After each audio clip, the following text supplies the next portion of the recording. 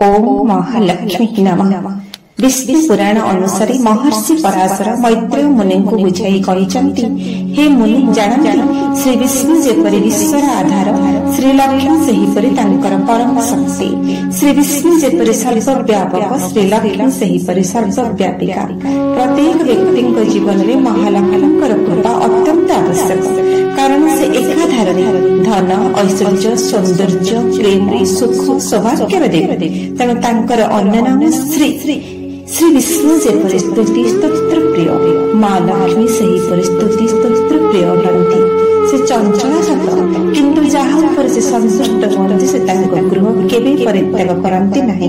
तेणु तांको संतुष्ट करिबा पई केवल पूजा व आराधना नुहे, तांकर प्रिय स्तोत्र श्री महालक्ष्मी अष्टोत्तर नामावली को घरे घरे पाठ करिबा व श्रवण करिबा निहाती आवश्यक। वेद व शास्त्र पुराण सबथिरे माँ लक्ष्मी को प्रसन्न करिबा पई स्तुति गान अछि। सेथि मध्यरु तांकर 108 नामावली को जो घरे पाठ कराई जाए व श्रवण कराई जाए, महालक्ष्मी से गृह को किसी ही व्यक्ति को केबे मध्य परित्याग करନ୍ତି नाही।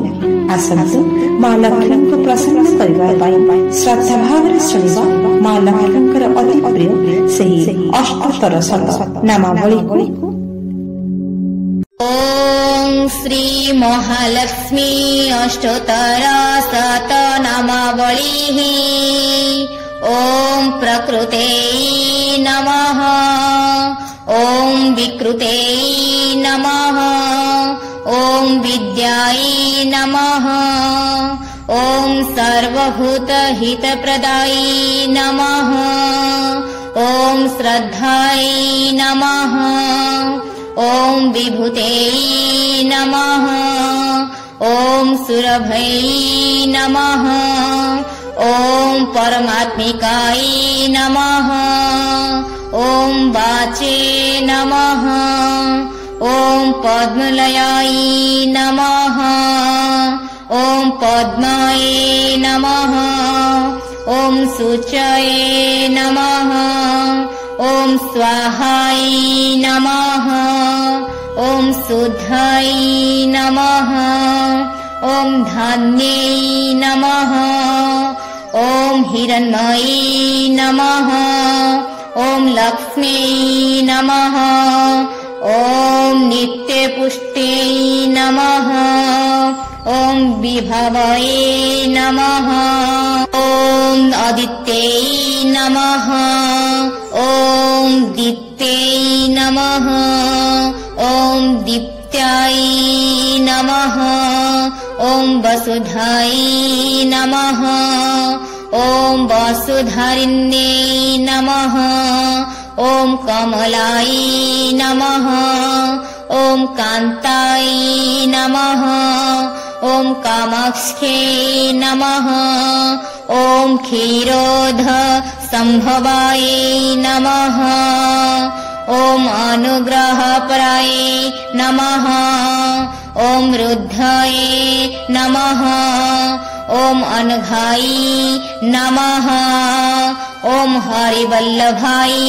नमः, ओम अशोकाय नमः, ओम अमृताय नमः, ओम दीप्त्याय नमः, ओम लोकशोक विनाशिन्यै नमः, ओम धर्मनिलयाय नमः, ओम कारुण्याय नमः, ओम लोकमात्रे नमः, ओम पद्मप्रियाय नमः, ओम पद्महस्ताय नमः, ओम पद्माख्यै नमः, ओम पद्मसुन्दरै नमः, ओम पद्मोद्भवै नमः, ओम पद्ममुख्यै नमः, ओम पद्मनाभप्रियाय नमः, ओम रमाय नमः, ओम पद्ममालाधराय नमः, ओम देवै नमः, ओम पद्मिन्यै नमः, ओम पद्मगन्धिन्ये नमः, गर्धादाय नमः। ॐ श्रीकृष्णाय नमः। ॐ प्रसादाभिमुख्यै नमः। ॐ प्रभाय नमः। ॐ चन्द्रवदनाय नमः।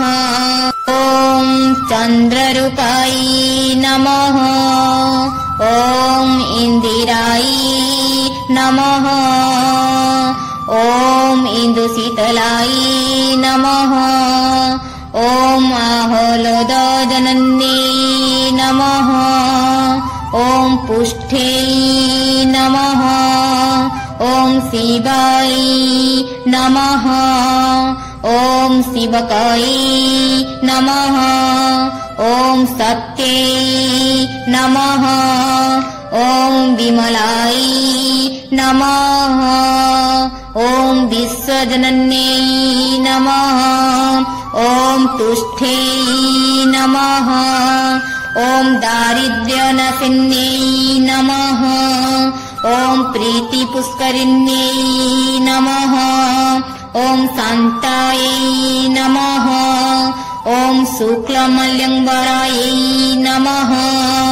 ॐ श्रियै नमः। ॐ भास्करै नमः।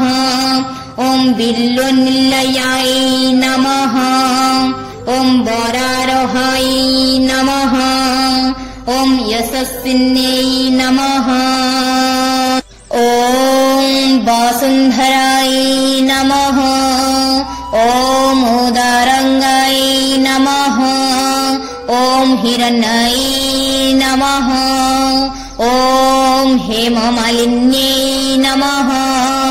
ॐ धनधन्यकाय नमः। ॐ सिद्ध्यै नमः। ॐ सदासौम्यै नमः।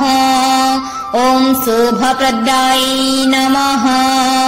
ॐ रूपवेश्मगताय नमः। ॐ नन्दाय नमः। ॐ वरलक्ष्म्यै नमः। ॐ वसुप्रदाय नमः। ॐ शोभाय नमः। ॐ हिरण्यप्रकराय नमः। ॐ समुद्रतनयाय नमः। ॐ जयाय नमः। ॐ मङ्गलाय देव्यै नमः। ॐ विष्णुवक्षस्थलस्थिताय नमः। ॐ विष्णुपत्न्यै नमः। ॐ प्रसन्नाक्ष्यै नमः। ॐ नारायणसमाश्रिताय नमः। ॐ दारिद्र्यध्वंसिन्यै नमः। ॐ सर्वप्रदवारिण्यै नमः। ॐ नवदुर्गाय नमः। ॐ महाकाल्यै नमः। ॐ ब्रह्मा विष्णु शिवात्मिकाय नमः। ॐ त्रिकालज्ञानसम्पन्नाय नमः। ॐ भुवनेश्वरै नमः। इति श्रीलक्ष्मीष्टोत्तरशतनामावलिः समाप्ता।